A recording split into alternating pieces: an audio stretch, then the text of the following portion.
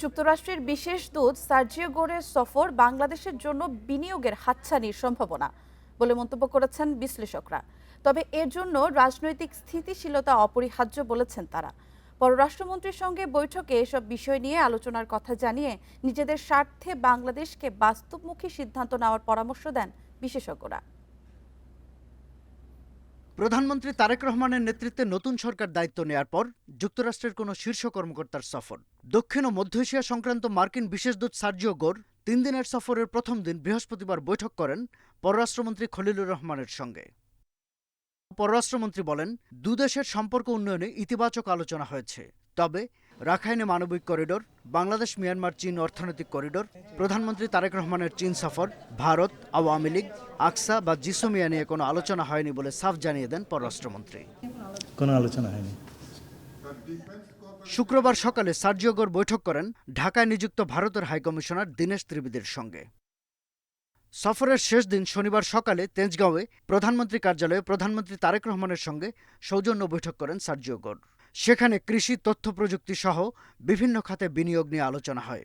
জানান, সামনের সপ্তাহে মার্কিন বিনিয়োগকারীদের বাংলাদেশ সফরের কথাও। সার্জিও গোরের সফর বাংলাদেশে বিনিয়োগের জন্য ইতিবাচক বলে মনে করেন সাবেক রাষ্ট্রদূত মুন্সি ফয়েজ আহমদ। বাংলাদেশ কি অন্যদের সাথে সম্পর্কগুলো আগায় নিচ্ছে না? ওই চুক্তির পরে তো চীনাতে গেল, এরপরে আবার ভারতে যাবে, রাশিয়া যাবেন, সব জায়গার থেকেই যাওয়ার মানে নিমন্ত্রণ আছে। তো সুতরাং এবং সেগুলো গ্রহণ করা হচ্ছে, গ্রহণ করা হবে।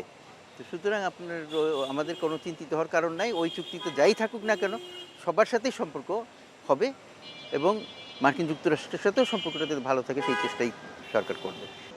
তবে ইমতিয়াজ আহমেদ মনে করেন, বিনিয়োগের জন্য দেশের অর্থনৈতিক স্থিতিশীলতা গুরুত্বপূর্ণ শর্ত, যেদিকে সরকারের মনোযোগ দেওয়া জরুরি। সরকার ভালো করেই জানেন যে তার ম্যান্ডেট জনগণ দিয়েছে এবং জনগণ খুব তাড়াতাড়ি চাইবে যে বড় ধরনের ইনভেস্টমেন্ট এসে যেই কাঠামোটা উন্নয়নের সেটা দেখতে চাইবে জনগণ। তবে তাদের মাথা ব্যথা হলো যে এখানে কি ইনস্টেবিলিটি বাড়বে, এখানে কি সংঘর্ষ বাড়বে, সংঘর্ষ যদি বাড়ে তার ইনভেস্টমেন্টের তখন কি হবে, সেই জিনিসটা তারা আরও পরিষ্কার হতে চাচ্ছে এবং আমার মনে হয় সেই ধরনের আলোচনা না হওয়ার কোনো কারণ নেই।